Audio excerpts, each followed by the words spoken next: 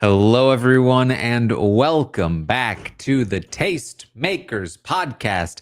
This is, of course, the podcast where we talk about everything going on in the world of TV and film. What's new, what's fresh, what's old and lame. That's those things we talk about. I'm your host, Taran Armstrong. With me, as always, my co-host, Grace Leeder. How you doing, Grace? I'm doing well. We don't want to eat old, not fresh things. Well, unless they're like cheese or wine. That's true. Things could be not fresh and still be delicious, but for the most part, I like fresh things. It's Yeah, always better fresh. I've been constantly contemplating like a rewatch of some sort. Not even a rewatch, but something that's old that I haven't seen. I've thrown this up before. I don't currently have anything on my to watch list, but that might be one that would classify as like not fresh but still good. Looking for something in that vein. Twin Peaks is on the list for me, and honestly, I've been feeling ER watching the Pit. I've been feeling it. Yeah, there's a lot of it. I'd probably watch to season 8 and then I'd stop, but like, it's good stuff. I know. Yeah. Okay. Well, interesting. Yeah. But there's some good TV on right now. So there is some good TV on. Yes. There's some news to talk about, some news stories. And then we'll talk about some of the new shows that aired this week. We'll talk about some of the shows we've been catching up on and some of the shows and movies that are coming this week. There are a few of those as well. Big news for me. I don't know about you, Grace. I would not necessarily call myself a big, like, original Buffy fan. I think I caught Buffy right around the time it ended, probably. I watched the whole thing. I turned into a big Buffy fan. I was a big fan of the show, having watched it. Honestly, wow, it ended in 2003. I watched this probably plenty of time after it ended. Buffy the Vampire Slayer, the original show created by Joss Whedon, who has since had some controversy come his way. They've recently announced it's getting a sequel series. They're bringing Buffy back. Sarah Michelle Gellar, the titular Buffy, is going to return in a, I would assume, sort of like mentor kind of role. It's also going to be made by the creators of Poker Face, and Chloe Zhao is also attached to this project. So some big names, and I believe some of those names are people who were originally attached to the original show. Joss Whedon not going to be returning. Yeah, I have to say I've never watched Buffy. It's big. These are moments where I feel shame, but don't worry, we all have them. We all have shows we haven't watched. Don't worry about it. But I know that people who I trust and love their television opinions really love Buffy, and so I feel like it's something I should do. But I mean, I'm really I think you and I probably feel it right now, Taran. And not to like play the tiniest violin, but like we're watching a lot of TV. They were trying to keep up with things that are out. So then the idea of then like watching something else that is maybe not as much of podcast fodder feels like not a waste of time, but close to it. So Buffy is one that I've always been tempted by and haven't watched. 145 episodes. I know. See, that's a lot, but there'd be no time commitment on me watching Buffy, so I just watch it at my own pace. The thing that it does intrigue me is also not just that people I know really love Buffy, but the people who are attached to this sequel, reboot, whatever they're going to call it, are very interesting to me. I think I'm like the world's only Eternals defender. Chloe Zhao out there doing the Eternals. I think she also did Nomadland. I really like her. I like her style. I obviously really love Poker Face. Covered it on the formerly post show recaps. Big Poker Face fan. This is intriguing to me. Sarah Michelle Gellar says basically like wrote in a post on Instagram, basically like, hey, it's true. I have been, pitched this many times, and it's not until this particular version started to become more fleshed out that she became on board with the idea of like doing it. Notably, she doesn't say like, it's happening. She's like, as long as it keeps going the way I want it to go, it will happen, which I think is extremely interesting, Taran, from the perspective of in that world of like everything gets rebooted, everything's part of a franchise, everything has this thing. Sarah Michelle Gellar basically like going on the offensive to basically be like, hey, like, yes, but also maybe no. I think is very interesting in terms of like her not maybe wanting to like let this slip out of her hands, and being protective of it, which I think is very fair. Yeah. I think probably the role she's most known for. Very celebrated series. To me, this is an interesting one because Buffy is sort of like the structure of Buffy is very much the previous generation of television. I mentioned 145 episodes total over 7 seasons. It's, a 20 plus episode per season kind of show like ER was back in the day. But unlike ER, actually, who went on to have, I think, like 15 seasons, ER was a serialized kind of thing. Like it was, there were episodic stories, but it actually is a fairly modern take on the structure of television.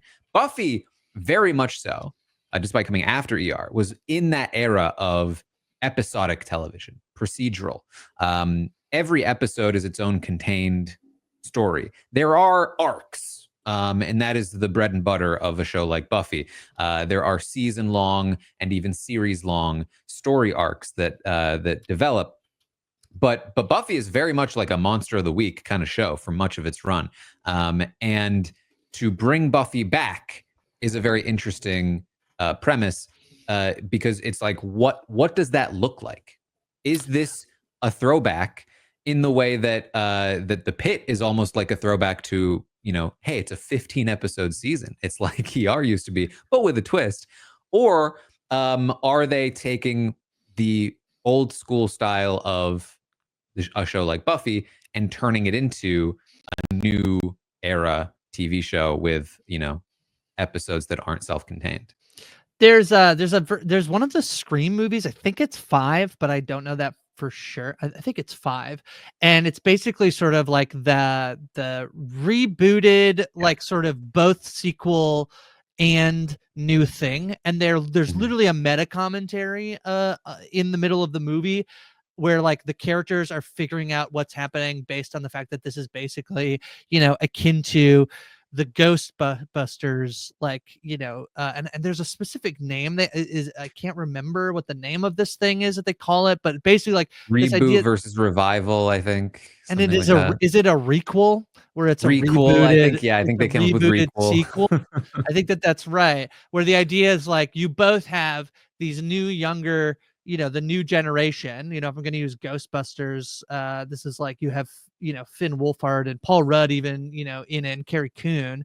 But then you also get like Bill Murray and anybody else from the old, like you link them in a way where it's like the same universe, but it feels fresh. That to me feels like, to a degree, what you do, but probably, with more of an emphasis on Buffy particularly, like at least with those other franchises. I'm trying to think of one, Taran, that like really centers a character, because it's hard for me to like Ghostbusters. You just have new Ghostbusters. That's literally the premise of this thing. Is like these people are now going to also be Ghostbusters, whereas this is Buffy. Like the character is Buffy, and so that to me is interesting in terms of like how a requel would work, in terms of like you have to center I Buffy.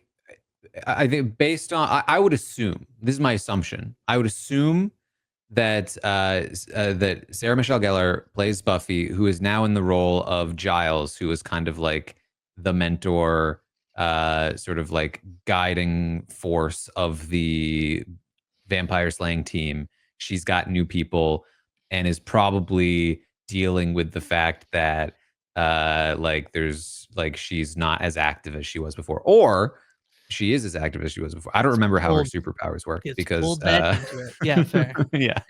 Mm-hmm.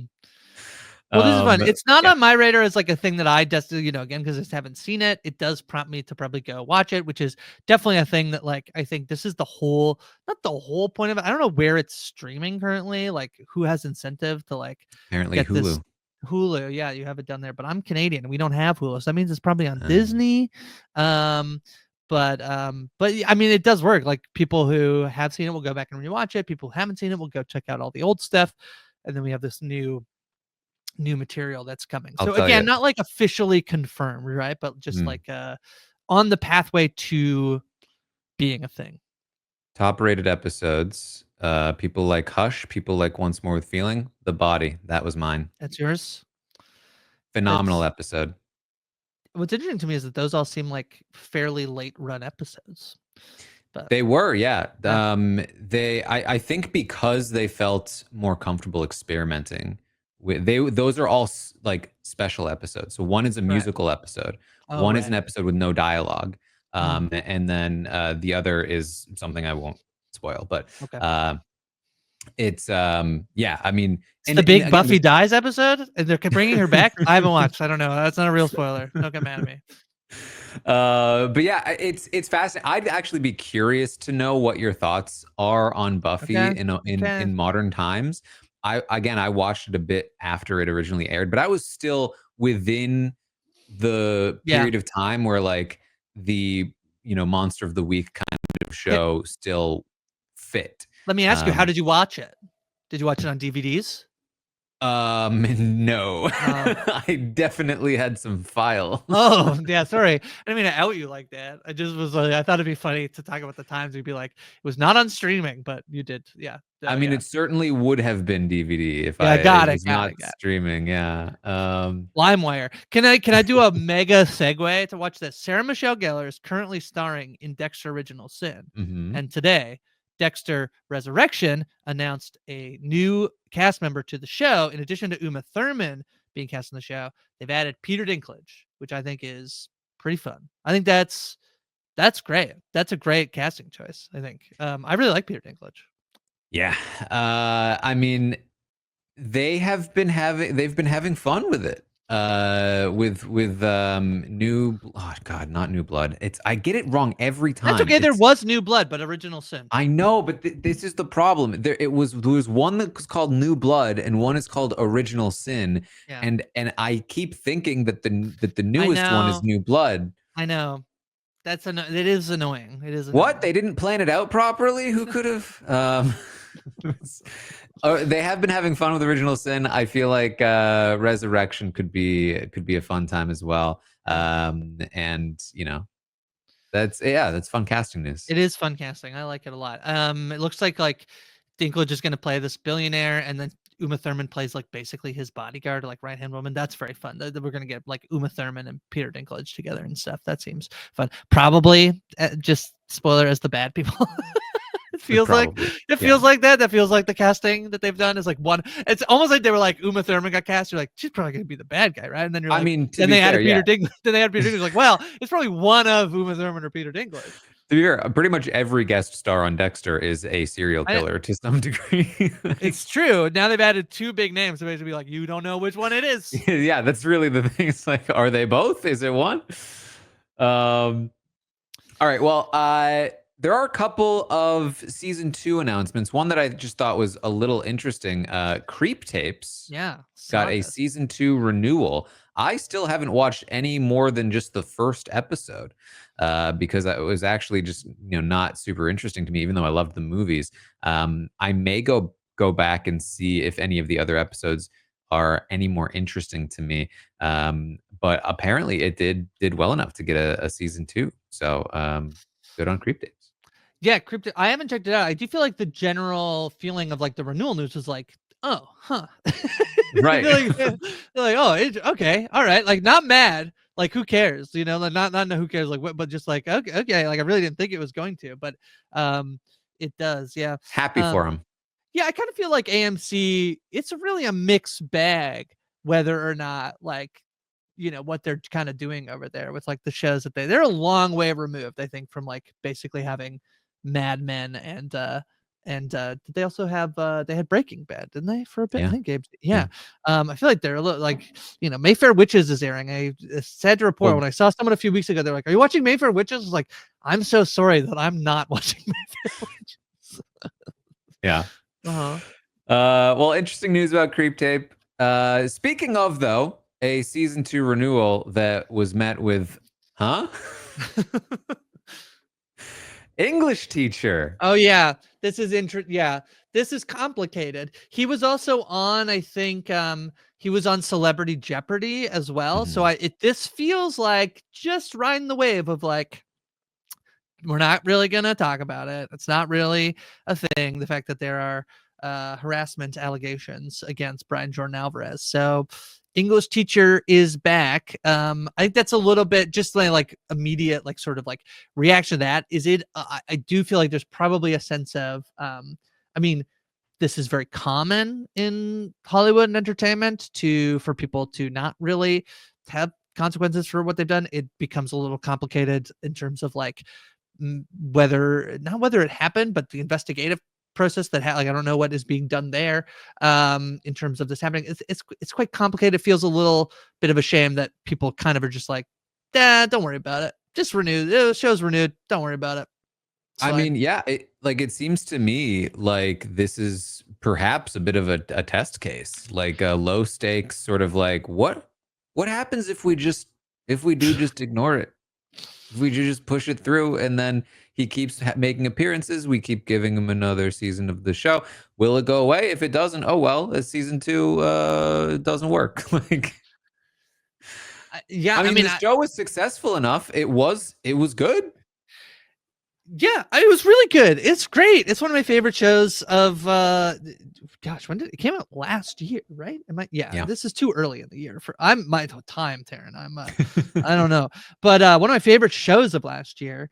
And it's really it's a tough thing in terms of I feel actually similarly to there's an interesting conversation with like the Amelia Perez stuff we were talking about last week in terms of Mhm. the way in which I'm actually surprised that there hasn't been more of a vocal like a jumping on of Brian Jordan Alvarez and trying to get this like kind of off the air. But I do just think he's like it's not it didn't have quite the success that Amelia Perez has, so then therefore it It's doesn't yeah, have it's just quite the fall, but it was like sort of belovedly charming, I think, in terms of its success, I think which it's is a like small enough show, yeah. and then so there's already like a small audience that liked it a lot, and then within that smaller audience, you have like a fraction of those people that probably even know that the controversy exists. And it's also the sort of thing where like, you know, there's plenty of news out there these days to pay attention Mhm. to, and if you hear, oh, there's something mildly controversial, or there's something controversial about Brian Jordan Alvarez, oh, but he's getting a season 2 and he's on Celebrity Jeopardy, must not be that bad. And you just kind of move on with your life, I assume, if you're not somebody that's deep into this. So like, I don't know. I wonder how it plays out, because I have a feeling it probably just plays out. It probably just keep going. Yeah, I mean, it does feel like I mean, and again, like we're talking about some of these same things, but I feel like with Gaiman, it did feel like they were like kind of hoping to just let it fizzle out and put out Sandman when there was news, and then it feels like the second wave of that story Mhm. broke. That then was like they were like, ah, okay, never mind. Like we'll end the show after season 2, and even then they still were like, this was always the plan. I definitely feel like there is this type of thing, and not to like excuse that. I do feel like it is a very my belief about whether or not like does FX need to bring back English teacher, even whether the allegations are like true or not, an investigation has been done. Like no, like people you don't like the show could just be over, which whatever is what it is. But there's also like probably what they're thinking internally about like how much information they got about this thing or whatever, and it just makes the whole thing extremely complicated. So this was a total surprise to me that it got renewed. I thought they were just honestly going to like sort of wash their hands with it. It's Mhm. interesting to think that it's like in terms of it being successful, it's obviously was successful enough that they want to do more of it. That's also Yeah. interesting. So I don't know. Yeah. Yeah. Interesting stuff. Smaller piece of news, very loosely related to TV. But Bernie Burns has acquired the Rooster Teeth brand. Rooster Teeth, the online company that made Red versus Blue, was shut down last year by its parent company that bought I think. I mean, it was originally sold like way back in like 2012 or something. Mhm. Rooster Teeth shut down. Bernie Burns, the original sort of creator of the company and the brand, has bought back the rights to the brand, not the company. And it made headlines, made big news. Lots of people sort of tapped out of knowing about it, heard it shut down, and then found out, oh, it's back. So what that means is still kind of yet to be clear, but I thought it was kind of interesting news. That's Amazing Race contestant Bernie Burns, right? Amazing Race contestant Bernie Burns, correct. Wow. Yeah. Well, that's fun. I mean, I'm a big. I think that there is. So, I mean, going back to sort of like creep tapes is very interesting.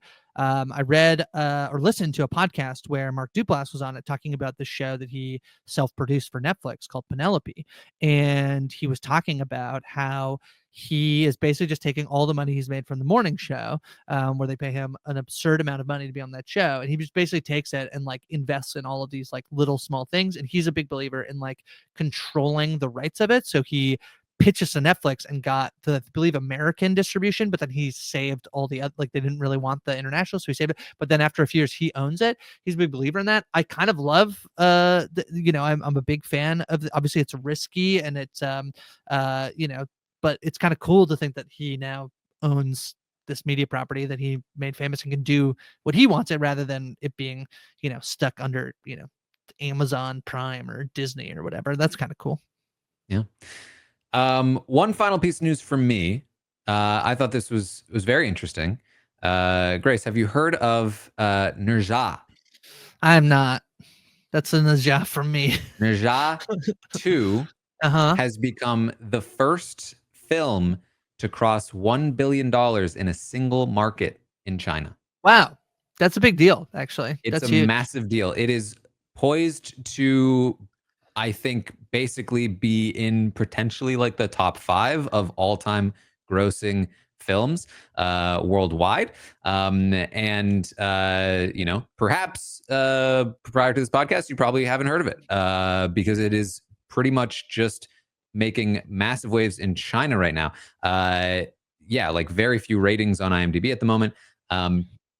This is a sequel to a movie, and I'm doing my best to pronounce it correctly, Nerja, or Neja, but I believe it's based around some sort of like mythology that is and is very popular. I went and I watched the first one. I found it and I watched it, and it was a good movie. It was like just kind of a good movie, but apparently the second one is even better, and it just kind of hit at exactly the right time, and it has been making oodles of money. It's so interesting. It's obviously a Chinese animated movie. It's a sequel. Very much family movie. Okay, that's interesting. So, highest grossing non-American film of all time. First film ever to hit $1 billion at the box office in a single market. Highest grossing non-American animated feature of all time. Highest grossing Chinese film, live action or animated. And the biggest 5-day opening for an animated film. It broke all of those records in like 5 days. Yeah. Wow. It's wild stuff. And so I've seen some questions raised about like, China has always been a massive market for box office numbers. Is this now like an indication that China is like poised to sort of become the new biggest market for entertainment, for movies? The biggest thing about this that I think is like, so on one hand, there a lot of the films that you'll see like that break like $1 billion end up being movies that they have this broad appeal, and do have sort of like the family quadrant aspect to it. You look at things like Super Mario Brothers or the Minions movies, like these are movies that do very well and go to China and get made. I think that the one piece of this that I think like, and so in terms of like what makes the most amount of money, I don't know that it's going to have such a significant impact on terms of like what type of content is in those movies. Like there might be a slight catering of the thing. My thing about a Chinese market being so important to the success of a film is of films that are that are more adult oriented, and the way in which those movies get uh censored to a degree, of like scenes being we've seen this be a common thing of like a gay kissing scene or some storyline, get it out. And arguably, like the worst thing in this scenario is that from very early on those stuff get like brought out of the movies. That's not what gets greenlit in terms of if this movie needs to be successful in China, it can't have X, Y, and Z. So that to me is like one of the that's like the piece of this thing. Otherwise, it doesn't really matter to me that much, I don't think. But that's a thing that I certainly do. But there's an argument to be made that the type of movie that's getting made to try to make the most amount of money in, like, if you and I, when we look at like the top 10 box office, like 2024, there's not going to be like a ton of stuff on there, Darren, that you and I are like, wow, those are the 10 best movies of the year. Those, they did it. They nailed it.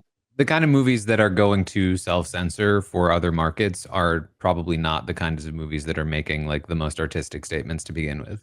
However, you generally like it's nice to have like massively popular pop culture stuff contain, nice representation. And like a good example is, I think that the movie that this the RHAP beat this record for is Star Wars: The Force Awakens. And so you think of like the Force Awakens, and like there's many problems that are like, separate from any representation stuff in these movies, but like there's sort of like there's the big thing about like Oscar Isaac's character in that movie, and whether or not he would be like gay, and the fact that like it's not really in that movie is like the sign of the way in which I think that like there's a chance that happened. The way that they like push the character direction is because of they want to make sure that this movie is the most popular it can be, and not just the most popular, that it actually can like be shown in Chinese theaters. So that I think is like the intersection of thinking about like some of these media properties that then get really censored or like softened because of just the massive appeal of a Chinese audience that will pay a lot of money, is like, not great, but it's very cool that this animated movie made like almost $1 billion already just in China. That's wild. It's really cool. And honestly, I'm excited to watch it. I like the first one. It was totally watchable. I always like sort of getting a taste of like what's really popular in other cultures with their media. And so I thought it was really cool to see like what is like the most popular movie right now in the world at the moment. That is with the numbers from China. I'm surprised it's not it's not Dog Man, the American movie that's out right now, or Love Hurts. Actually, I'm kind of excited by Love. No, I'm excited by Hard Eyes. This is very confusing. Hard Eyes is the Josh Rubin one. Love Hurts is the Ki Hu Kwan one. Yeah, very confusing titles. It's fine. All right, Grace. Any other news before we move on to some of the new shows out? I don't think so. Yeah. All right. Well, I did check out Apple Cider Vinegar. I've seen 2 episodes so far. I'm so nervous, Darren, because I feel like I like it a lot, and but I'm nervous that like people are like, that's fine, it's fine, and I'm like, oh, but I love it. I thought it was very fun. Especially the first episode. I watched it, was like totally engaged the whole way. I do think the second episode slowed down a little bit. It's only 6 episodes total, so I feel like it has enough to carry through, and it has like a nice energy to it. So I'm not super concerned. Caitlin Dever, yeah, Dever, who is doing a incredible Australian accent. She's not. I had to be like, is she Australian? She's not. Honestly, that's the biggest thing I've seen about this show is about her accent and how good it is. Yeah, I think it's really fun. I think that through the first few episodes, they do a lot of very fun stuff with like social media, and like the opening scene of the show is this like sort of manufactured sort of not set piece thing, but like graphic design thing. That's all. It kind of looks like, if you're watching on the YouTube, a little bit like the poster. There's some elements of like trying to sort of make that part of it come to life, because it's obviously a show that's trying to talk about the impact of social media and how we interact with it and how it affects us, while also trying to be a pretty typical drama. So they do a lot of, I think, interesting stuff. There's a very interesting thing they do, Taran, where, and I'm wondering about what you think of this, and it's not a spoiler, but almost every episode, I believe, the first episode, I believe, starts with the title card. And I can't remember if there's actually a character who says like, hey, this is based on a She true-ish does. story. She does. It's literally what you're seeing on the screen. Yeah, I think it's So they do that every episode with a different person, and they kind of blend the lines between whether that's like, they never say like, hi, I'm the actor, but the actor is clearly talking to like the camera. Well, in the second episode, one of the characters is doing the thing, and the thing that we're talking about is like, hey, this is a story based on true events with names have been changed. And in the second episode, it's a different character doing that, and that character gets interrupted. Yeah, in the middle of doing that by Lucy, right? Is it by Lucy? the scene, yeah. by like the by the start of the episode, which was very fun. That's just kind of like the energy that they have, and it feels very fresh to me. It's a very kind of like, you've seen a lot of these shows, these like famous scammer or famous business failure, whatever the case is. I feel like especially analogous to the one about the woman who did the health blood testing. Yeah, I know. I felt this way too, and I can't remember the name of it. And someone's yelling at their podcast. Yeah, very much so. But this feels like, even though it's, I think, a format or a story that you've seen before, or the kind of story you've seen before, it's being told in, I think, a much more interesting way. And that is something that I think really helps sell what makes this show interesting, on top of the phenomenal performances.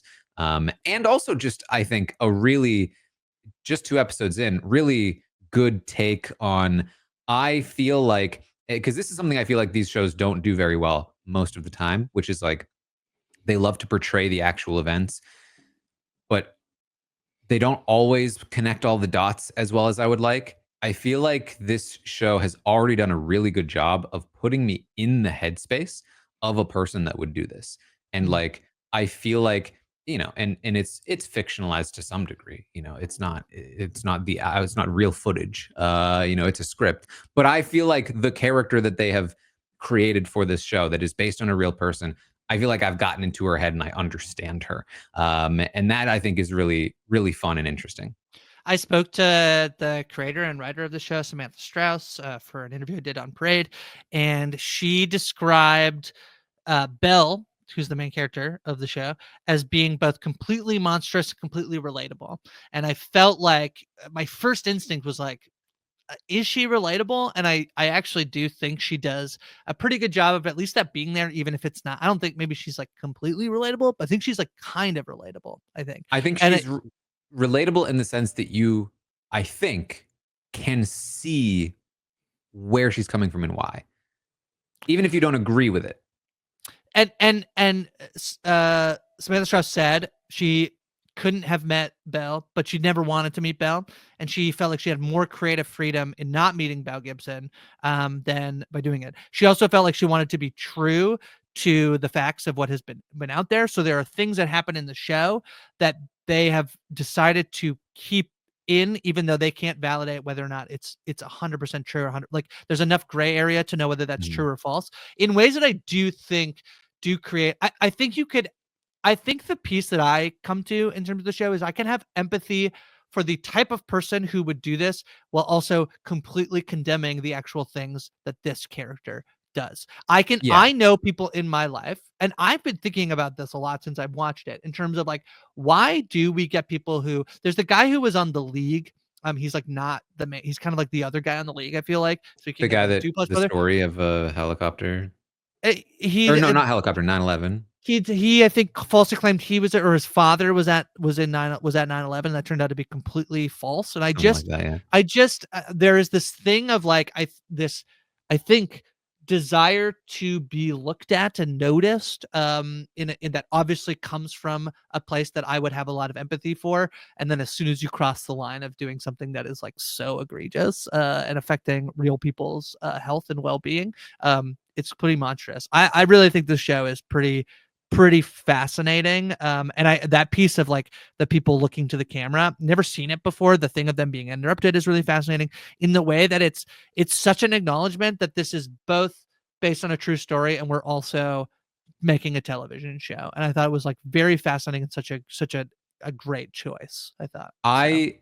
I really like stories told chronologically. I get really frustrated when stories try to go all over the place, especially if they're based on real events.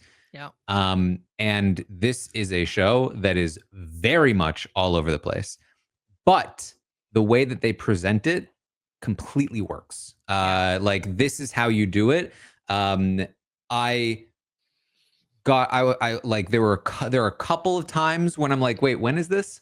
But for the most part, like they really do it in a way that functions properly. Like it's done with intention, not just to do it. Like it's informing the theme or informing the particular story or arc. And they also queue it up a lot of the time. Like, what was Belle doing in 2010?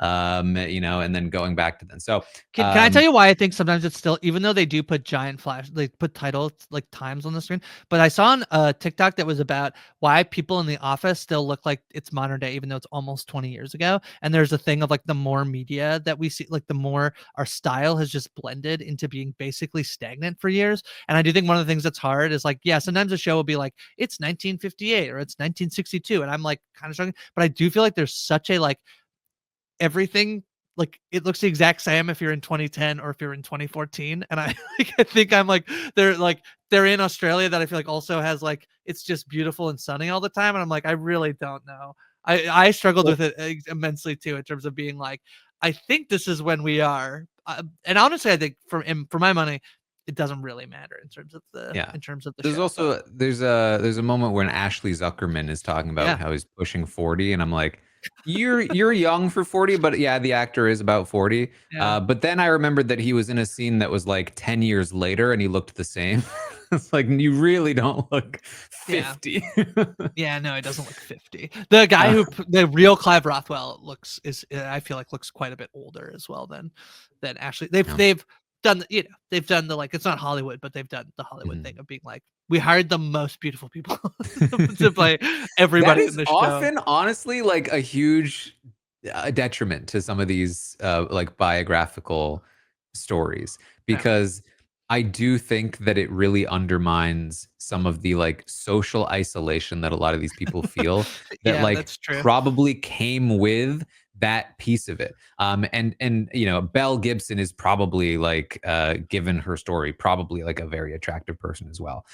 So like it's probably not that far off, but like and maybe this show doesn't have this issue, but like I definitely a lot of other I think biographical stories do. Um, anyway, Invincible also started airing its third season. And I don't really have much of it on myself. I'm still not fully caught up, but from what I've seen, people are happy with it. There's already talks about a fourth season in the works, and people are excited about that. I've also heard that like there's a lot of, because this is based on a comic, there's a lot of excitement over some of the moments from this season and the next that people are hoping will be done justice. So still recommend it. Yeah. Yeah, I still haven't watched it, but I've also just heard really, really good things. I think it's this season, not just the whole show, has 100% on Rotten Tomatoes and a 94% popcorn meter. So it's being well received. I think it kind of is breaking through a little bit on my the very limited amount of social media I go on as well. It's breaking through on there. People talking about it. So Yeah. I did, or sorry, before we move on to catching up, any other of the new shows, any new movies? I did start. I mean, this is a little bit in the catching up, but I did watch Your Friendly Neighborhood Spider-Man and watch the first 2 episodes of that show. The one thing I think is pretty hilarious. I thought this was like totally fine. Um, I think it's a little. It's kind of like the show apparently was supposed to be like basically like the Marvel version of Spider-Man, like basically his origin story. And I believe they had to pivot when they didn't get Tom Holland to voice the character, and Mm. so they decided to change it. I think you can feel that more in episode 2 than episode 1. Um, I think that this is like such trodden territory that it's a little bit tough for me to feel like it's doing like it's this amazing piece of television. I think it's just mostly like it's good. It's just I feel like I've seen this so many times.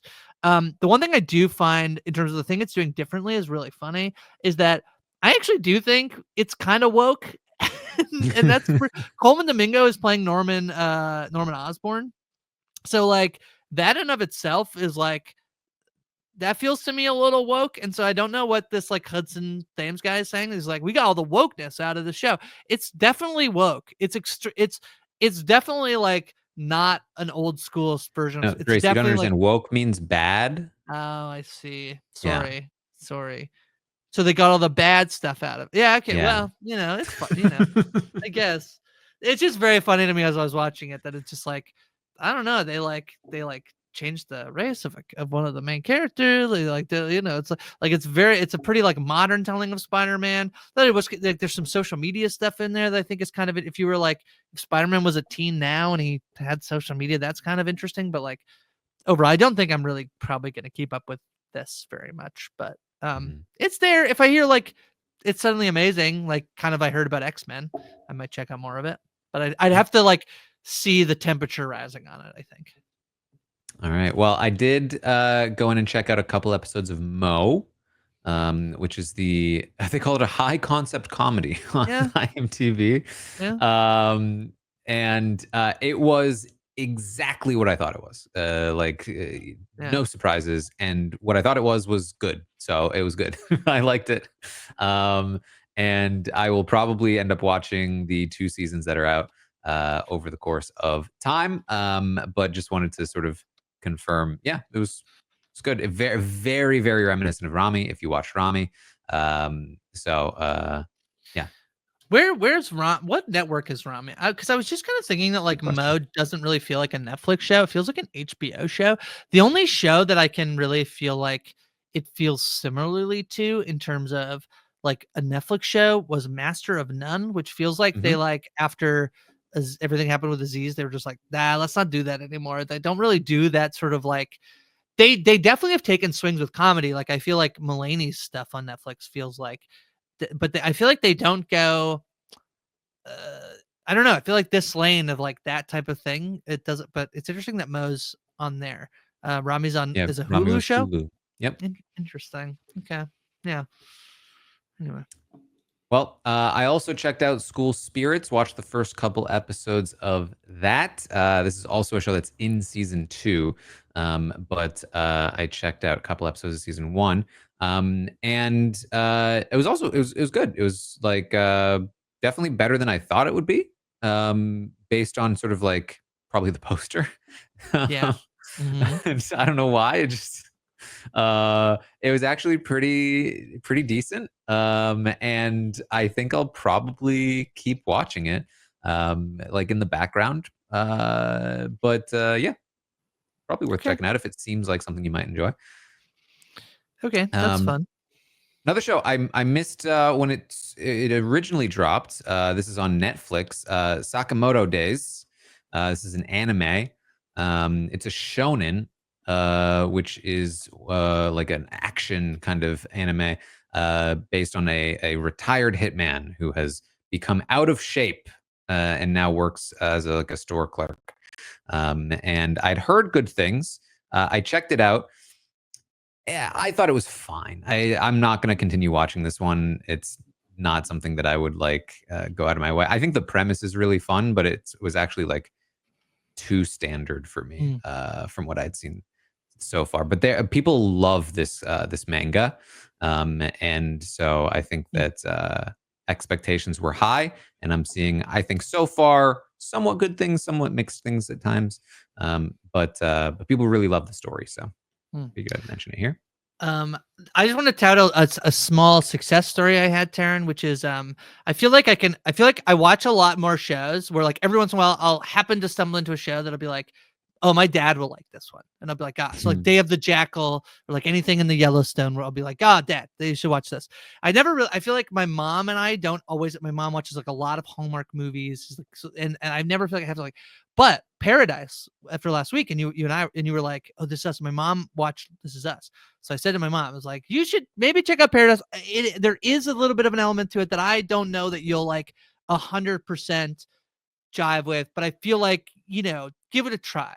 And I went over to my brother's house, just about 20 minutes away, hung out with my niece, came back, and she was like, I watched it. I was like, oh, yeah, yeah. What'd you think? She's like, yeah, I watched 4 episodes today. I was like, oh, okay. Yeah. She was like, so yeah, I like it. It's a little confusing timeline wise. My mom really liked it. So I feel I'm just touting it as a success story of like being like, you should watch this show. And I feel like people are loving Paradise. I feel like Paradise and The Pit, Severance, these are like the buzzy shows right now. So yeah. I will say I watched I think it's still the latest episode of Paradise. Maybe a more recent one. I think a new one comes out today. Tonight on Tuesday. Yeah. We are recording a little late here. Yeah. So the one before episode 4, I was a little. That's okay. Like, that's fair. Yeah. Really? I was like, really? We're really doing that? Okay. Come on, Fogelman.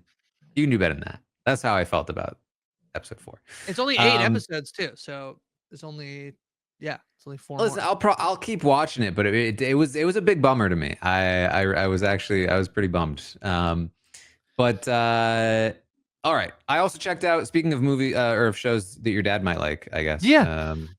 I watched The Recruit. Maybe my dad will watch The Recruit. No, it's too young. My dad likes a grizzled old vet. Yeah, like he would like old man. He does love old man. He does love old man. The Recruit is a very young feeling show. This is a very young lead. It's fine. It's again very similar to like all these other ones that we're talking about, Night Agent, so on and so forth. I mean, the interesting thing about it, I guess, is that this main character, played by Noah Centineo,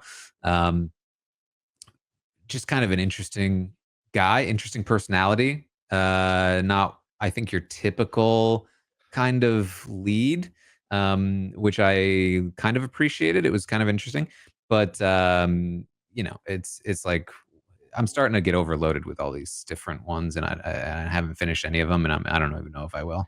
He's kind of become a little bit like of a Netflix guy that I think like kind of in the vein of Millie Bobby Brown. I think they're kind of maybe hoping for something with Noah. He was in the To All the Boys film series, and then unfortunately he was in Black Adam, and feels like he might get another shot in a Marvel thing, but obviously that was not the launch pad to success. But yeah, and then Netflix gave him The Recruit show. So it feels like they're pretty high on him. I feel like the key to like this young act is like, I feel like they gotta break. Like I feel like Millie Bobby Brown probably like does make a lot of money, and probably a lot of people watch her when she's in. Apparently that like the Damsel movie that she was in like was like one of the best performing Netflix movies like ever. And so like that's fine, but I feel like it's so hard to feel like you're like being talked about if you're just like on Netflix, but maybe he doesn't care. I mean, he might not care about that. Who cares? Make money. All right. Grace, I watched 2 movies. My favorite dynamic I think on the pod so far is me watching a movie the day it comes out, and then like a week later or 2 weeks later, you being like, I watched it, and 3 months later. That's okay. I didn't want to say that. But it's fine. The first one I watched. Whoops. Oh, okay. Queer. Yeah. Yes.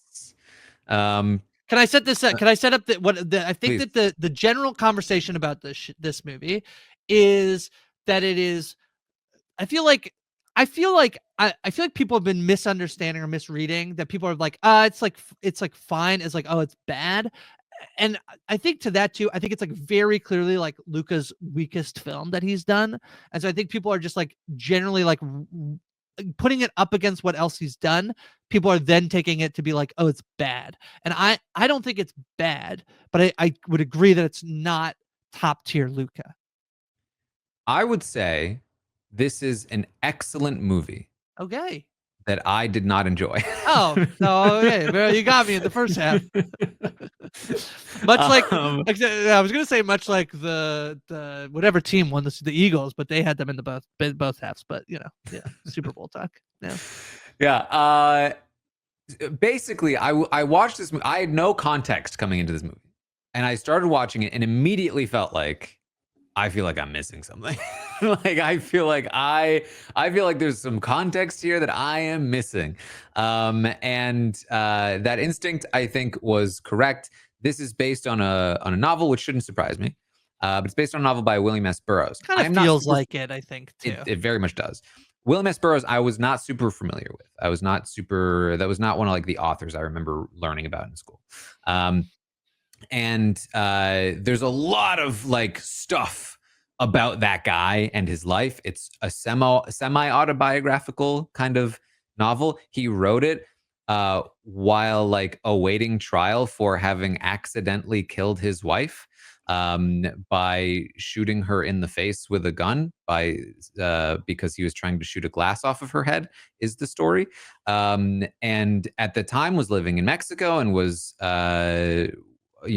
recovering addict and was potentially sleeping with men at the time. So there's a lot going on with this guy and his life.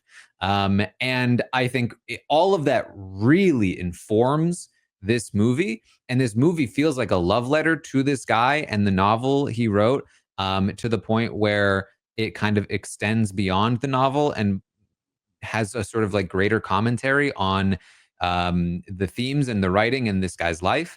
And I think that if I had known all of that going in, and maybe even more so, been like really knowledgeable and like a fan and like it meant something to me, I would have really liked this movie. But none of those things were true. And so I was just kind of feeling left out most of the time, I think, watching it. There were some parts that I really liked. It's really well crafted. The Nirvana music was really interesting. And also, again, you learn that like apparently William S. Burroughs was a big inspiration on Kurt Cobain. And so like it's really well thought out, all of it to me, but just not in a way that I was able to appreciate properly. I mean, I think that there's something to be said about you being like, if I had have done all this other work going into the film, like, oh yeah, yeah. I don't think, but here's the thing. I don't think that Luca had any intention of making it accessible. I don't think that was the intention at all. I think that he very much was just making a movie that was just like about this very niche, maybe not even niche, because William S. Burroughs is a pretty famous author, but like about this very sort of specific thing, and was just like, yeah, take it or leave it. If it's for those people. Yeah, and I think where I like connect to the film is like I do think some of like the themes, specifically like the movie is called Queer, and like the queerness of it, like certainly do work for me. And I really do like the second half is so much different, or like the last act or whatever is so different. And Leslie Manville gives like quite the incredible performance, I think, and it does work for me. But it's kind of a thing that I kind of feel like I don't think anybody's wrong to say it's like the weakest of the Luca films, and that if it like doesn't really work for people, it doesn't work for them. I found it, but I feel like I'm almost sometimes like being more generous to it because of the things that I'm sort of finding in it that are probably more not subtext, but they're not like, I don't know. I feel like this is it's funny because as much as it's like, a deep dive on, Burroughs, or the fictional version of him in William Lee, or he did go by William He actually Lee, did go by that name, yeah. Yeah, so so that's interesting that it's like the fictional name, but then also whatever. That I feel like for as deep as it is, it's also like it's not that deep, like it's not, which then I think like lets me sort of find stuff in it that I like a lot. There's definitely still things to connect to, I think, in this, from a few different angles. Yeah, and I obviously don't think the right move is to like, obviously that like I think he's the right. It's interesting because it's like it is the right character probably to follow in terms of like William Lee and the isolation that he feels and trying to find this connection in Drew Starkey's character and Eugene. But yeah, it's funny because I feel like I like it and can't really defend. I feel like I have a tough time being like, and that's why it's good. Like I don't even think I can say it's. I just think like I liked it, which. And the other thing too is I saw it in the middle of a film festival, which I have not rewatched it yet, which I wonder whether rewatching it actually, like, I'm a little nervous to rewatch. I don't know if you have movies like this where you like watch it and it resonates with you, and then you kind of hear that other people are like less, and I'm like, I don't know if I watch it and then I don't like it, I'm tempted to just like leave it as a thing I liked. Well, that's like I could rewatch Buffy and be like, it doesn't work anymore.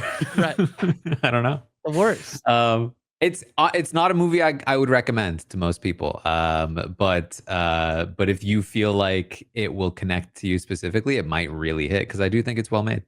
I watched a movie at the film festival that was done by basically Luca's like his first assistant director for a bunch of his films, who was making his first film, and I thought it was far better than Queer, that like deals with sort of the isolationist stuff about being queer, I think, in a far better way. But it's a sort of like an Italian film that I don't think will get a broad release, but I hope it does. It's called 19. It's very good. Yeah. All right. The other movie I watched, I'm Still Here. Okay.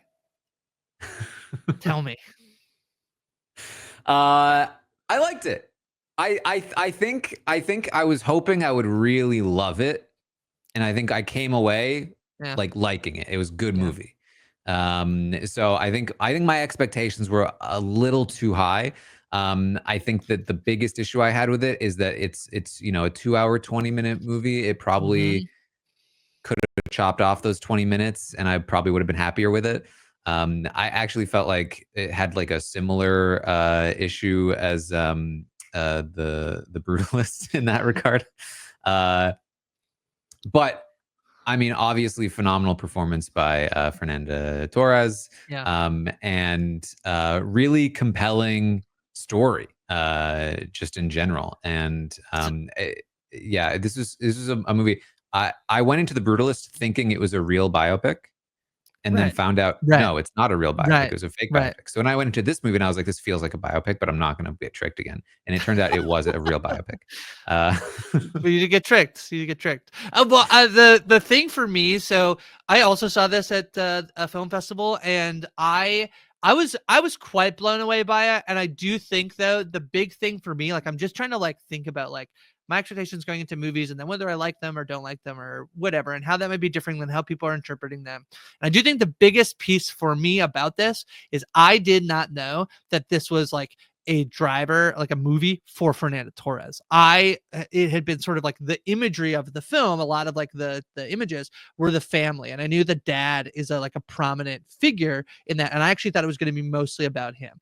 And so, and I feel like I'm like now ruining this for anybody who's going to watch it, that now it's like it's so much about her, but I think you kind of know whatever. now, especially with the Yeah, award season. that's fine. So, but the thing for me is like, I think that this and The Brutalist have these two things that I'm really feeling, which is that they both feel so timely for what is happening in the world, but about different time periods. So, and they're like, I'm a history major, so I have this like, this is like history repeats itself, right? Like to a degree where like you have this, I mean, this story is like her, and it's like kind of miraculous. I also like, I'm very fortunate. I got to like, she came out and did a Q&A. Like she spoke about this film, and she talks about like she couldn't believe how much the story of this woman mirrors what happened in Brazil during like before, during, and after the military dictatorship.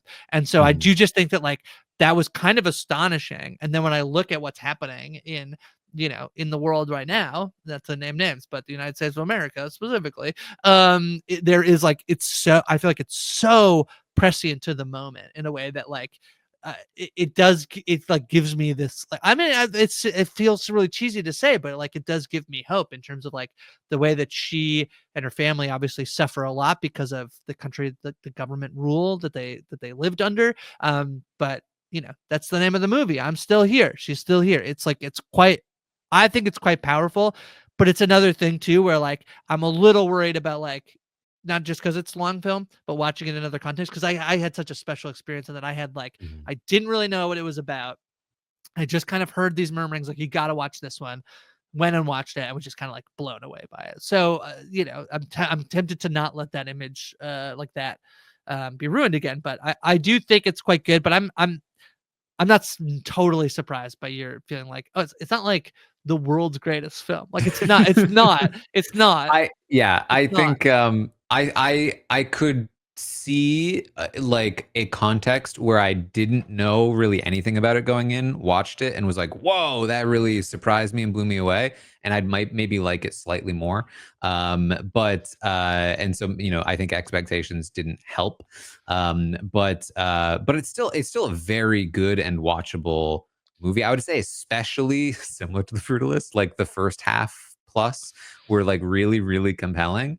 I would agree with that, actually. I think that's, yeah, I would Yeah. agree. Yeah. So this is one I mean I would recommend watching it. I think it's very watchable. It's very good, and definitely deserves the attention it's received so far. What I have seen is that there are a lot of like Brazilians that are really love this movie and really like really proud of it. So I think that's really cool, especially in comparison to other movies that are. Well, not I think it's exactly timely there too. I think that there's a bit of a joke about like, oh my god, the Brazilians are being like so like they're like all over this movie, but it's that is a country that did have like Bolsonaro in charge, who was basically like a knockoff Trump. Literally tried to cause insurrection that they were able to like fend off as well. So like the fact that then they're celebrating this movie that's about like not letting military dictatorship take over their country, I think also that's a big reason why I think like Brazilian people are especially like, it's not that they just picked any Brazilian film that came out there. It's a reason why this one is resonating for Brazilian people. So Mhm. yeah. Yeah, they're really going hard with this updated movie poster as well. With all A lot of text on there. Yeah. it's a lot Can of I tell text. you, Taran, recently, just a small fun anecdote. Like I'm, started writing for Parade, and I got an email a few weeks ago, and it was about a piece I had written about a finale of an episode. I won't name what it is, and it was like, can we use a piece of the article that you wrote in for a byline? I was like, oh, that's so cool. What glorious piece of like articulate writing did I write that somebody wants to use for their promotional material? And they said, we'd like to use where you said jaw-dropping twists. I said, oh yeah, that's me. That's me. I wrote that. You can have it. You got to credit me. Nobody else would say jaw-dropping twists except Grace Leeder. So I think that's pretty funny. Don't get your hopes up that much when they get to be put on the promotional poster. Jaw-dropping twist. That's me. That's me. I wrote that. Jaw dropping. All right. Anything else to catch up on before we talk about what's coming? No, I will say to combine both of them, if you don't mind, Taran. I have watched so much Cobra Kai. Oh. A bunch of interviews for the final batch of episodes sort of landed at my doorstep, and I'd watched a bit of Cobra Kai. I have to be honest, I like wish I had watched more before this because I went back to the beginning and watched it. So I have watched over the past couple of weeks 65 episodes of Cobra Yeah, Kai. that's Ask me, that includes the final batch of episodes, so I will not spoil them, but ask me anything, Taran, having watched 65 episodes of Cobra Kai. What do you want to know? You want to well, let's see. I will tell you when I dropped off of Cobra Kai, having watched it from the beginning when it started on YouTube. I YouTube stopped Red. watching after season 4. Okay, you're not that far, but you're like, yeah, you're not that far behind. Yeah. Yeah, I that's when it lost me. I think that this show, the one of the things I think it's extremely, and I don't mean this because actually Cobra Kai exists before like the rise of like really popular wrestling, but it's so wrestling coded in the way it's like good guy versus bad guy, and then when the bad guy gets beaten, it's like we gotta have a bigger bad guy, and then the good guy is on the bad guy's on the good guy team. Like it's so coded in that way. So it's pretty like formulaic. I also think like the reason why it kind of works is that it's a kind of a tried and true story, basically like this underdog against the big bad villain, who's the new big bad villain, who either has like money, power, or whatever. So it mostly just works. It mixes like pretty good storytelling with basically some of the worst CW level drama, teen drama you've ever seen in your life, in a way that you're like, you gotta just push past. I feel like for me, the season 1, it started with like a story that felt primarily focused on like the adults and sort of like an interesting twist on the original Karate Kid, and some really interesting and fun themes. And then over the following seasons, it got more and more focused and invested on the CW kid drama, and I just couldn't do it anymore. That was my The part that I have a little bit of a tough time with is like, so a lot of these interviews came up because it was like, oh, it's the end of Cobra Kai, like, and so I mean, you'll see them, they'll come out. They're very fun. I've enjoyed all the interviews I've done. At the same time, I was like, look at this, and then it's like, oh, they're doing a Karate Kid movie this summer. Like Karate Kid Legends comes out in May, and it has Ralph Macchio and Jackie Chan and Joshua Jackson. So like, they're just doing more of it. The joke is like Cobra Kai never dies. So it's really Karate Kid never dies. I think they're just gonna keep going. So that's fine. That's fine. But yeah, final batch of episodes drop on this Thursday, the 13th. So check them out. There's some fun stuff in there. I think people, if you're watching Cobra Kai, you'll enjoy it. If you watch the last batch, let me know what you think. Yeah. All right. Well, of course, I think probably the biggest one coming, White Lotus, season 3. Yeah. Is approaching. Exciting stuff. Season 2, I thought was really great. Season 1, I was like into, but I was like, it's fine. Like it's interesting, but it's fine. I thought season 2 was like really fun. So I'm curious. I'm very excited to see where season 3 could go. Me too. So fun cast: Carrie Coon, Parker Posey, Walton Goggins, Jason Isaacs. Jason Isaacs. Yeah, I said Oscar Isaacs earlier, and I thought I messed up, but Jason Isaacs. Patrick Schwarzenegger, son of Arnold. It's a fun cast. It should be good. Natasha Rothwell is returning as Belinda. I'm excited for this one. Lots of rumors. It's already been renewed for another season. They're scouting out where they're going. This one in Thailand. So yeah, this should be fun. I feel like a thing that Mike White does really well is I feel like he is able to create moments that I think are really fun. I think like when I think about Severance, I feel like it's so fun to dig into the mystery of that show. Like White Lotus feels fun in the sense of like, what thing is Jennifer Coolidge gonna say? What thing will we walk? There's multiple times of like people walking in on something, and like some sexual encounter that you're like, oh wow, that's just like on television, So I'm kind of excited to see like what breaks through from the White Lotus season. I do think it's like very good commentary on like class and wealth and all that stuff. I think this will be interesting because like they're going to a resort, but Thailand feels just different to me than like Italy and Hawaii in a sense of like sort of, even the promotional imagery stuff has felt a little different that I'm sort of interested in them exploring. I think it's particularly like health and wellness, I think. And I think there's probably a reason why Natasha Rothwell is back. She plays like the spa manager. I feel like I think this could be really good. I'm excited to be watching it. Yeah. And then Yellow Jackets is also returning for its 3rd season. Big weight. Yeah.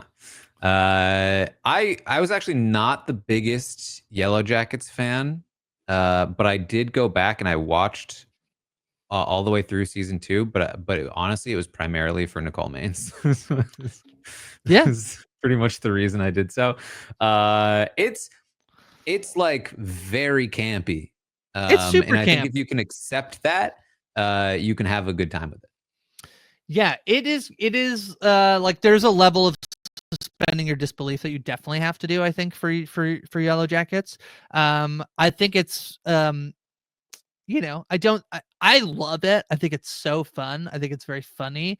I'm excited for more of it to come out. I think they're dropping the first 2 episodes on, and this is a weird Paramount Showtime thing that just be cautious. They're going to drop the episodes on Friday on Paramount Plus and then air them on like television on Sunday. So just make sure you have those dates right when you're watching them. But yeah, 2 episodes on Friday. Yeah, I don't think it's like I feel like I'm like being scandalous here. I don't think it's like the best show, but I think it's a very fun show. And so Jess and I will be recapping each episode. We'll do the first 2 in one pod, and then we'll be back weekly, and we'll probably do like a mid-season theorizing sort of because there is a lot, I think, unfortunately, to pun intended, things to chew on in this show. So yeah. It is. It's like it's a mystery box show that doesn't take itself seriously. Yeah. But also takes itself seriously.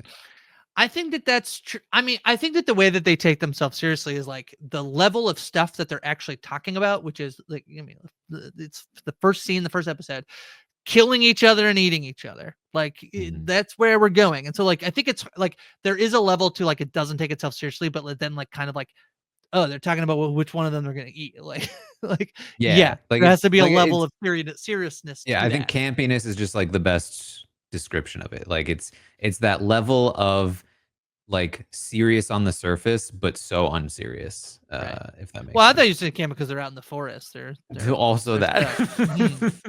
Yeah. And of course, big movie Captain America coming out. Captain America: Brave New World. I mean, I don't think I've heard anybody think this is going to be a good movie. I think that that's right. I feel like you know what I haven't heard. I feel like there was like some slight optimism about like a political thriller. Harrison Ford, even like that was kind of interesting to like have him be in the MCU. Like that's fine. It's a test of like Anthony Mackie as Captain America. But there was optimism that I have not felt like has been like fulfilled. And I'm sure people have seen this already, and like reviews are able to be out. And I've heard nothing about this film. So that's my kind of worry. My bet is that this movie is like so average. It's not going to be bad. It would just be like 2.5, 3 stars out of 5. That's kind of how I feel like that's what I'm expecting for this movie. Yeah. Yeah. Which is disappointing because on paper it should be great. Yeah. But yeah, we'll see. We'll see. Maybe it'll surprise everyone. I have lots of movie tickets for this weekend, Taran, because I'm going to go see all of the shorts. Very fortunate that TIFF Lightbox will be playing several viewings of the live action shorts, the animated shorts, and the documentary shorts. So I will report back next week with what I thought of the shorts. If people care about that, look out to see if they're playing in a place where you probably, unfortunately, have to be in a bigger-ish city, but might be able to check some out. So I'm kind of excited. I'm really going to go into this totally blind and just see what. Like I know the names of what's been nominated, but I really don't know any of the subject matter or anything like that. So yeah, I'm kind of excited. It's one of my favorite things of the year. The animateds especially sometimes are like pretty wild. So we'll see. And the documentaries tend to be very sad. Yep. Honestly, the live action also tends to be pretty. It's usually like a bunch of.